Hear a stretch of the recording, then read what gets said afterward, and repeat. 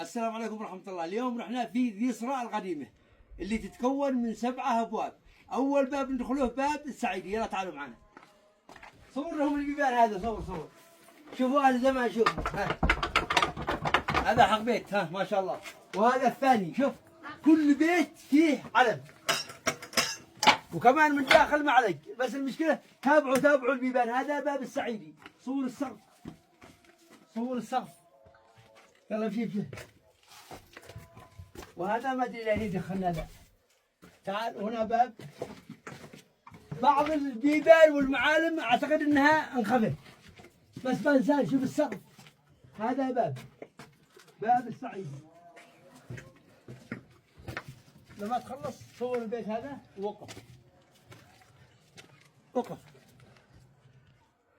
وهذا الباب الثاني يسمونه باب الصنعاني، بس انه انهد. تعال صور لهم. صور وقفل. احلى البيوت. يلا وقف. البيوت اللي رحنا ساكنين بها. وكمان يا جماعه كان اكثر من 4 أو 5 قبائل داخل بيت واحد. اسل. وشوفوا الحما كيف كان بين البيت والبيت. كانوا بيعيشون على قلب رب واحد. ورحنا الواحد بيصلح حوش، ويعني يسعوا به 5 بيوت 6 بيوت، وعادوا ما هو مقتنع، عاد يبغى يشيل حق صاحبه. شوفوا الحما. شوفوا بالله عليكم. وقف. ايوه. وهذا باب، بس والله ما حصل واحد يقول لي ايش اسمه. نروح نسالكم ذي البيبان اللي فوق. يلا. وهذا من ضمن البيبان ال7. بس يا ريت اصحاب في اسرائيل يكونوا يسجلون.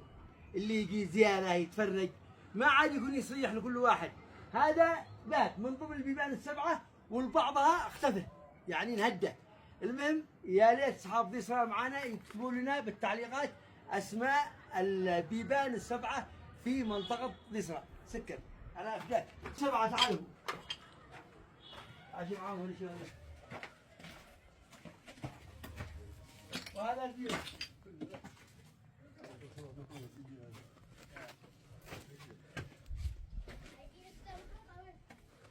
صور ذا. لا تصور ذا.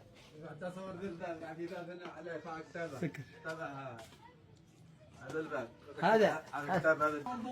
شوفوا يا جماعه هذا البيت مسجل عليه حاجات. بسم الله الرحمن الرحيم.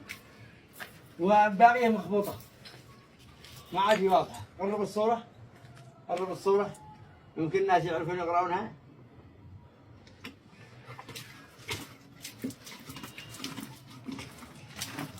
مسجل صالح تيمن. صالح ما نوبر عمي. جاي.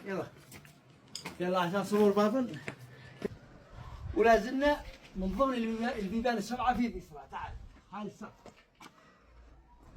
كلها نفقات. ما شاء الله تبارك الله.